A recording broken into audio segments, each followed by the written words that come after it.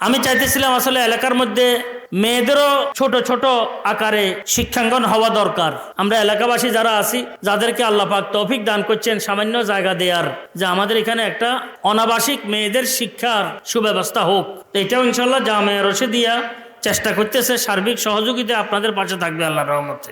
আমাদের মায়েদের, আমাদের মেয়েদের সুশিক্ষার ব্যবস্থা করা, দিনী শিক্ষার ব্যবস্থা করা, এটা সবচাইতে অতীব জরুরি। কিয়ামতের পূর্বে মহিলাদের অবস্থা হবে খুব বিপজ্জনক।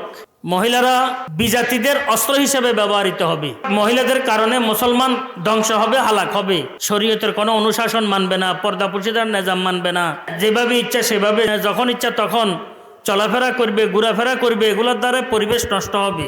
ফলে মুসলমানি ধরে রাখা মেয়েদের জন্য কঠিন হবে, অভিভাবকদের জন্য বড় পেরেশানির কারণ হয়ে দাঁড়াবে। এই কারণে মেয়েদের জন্য, মেয়েদেরকে দিনী শিক্ষা দেওয়ার সুব্যবস্থা করা এলাকাবাসীর উপরেও কর্তব্য।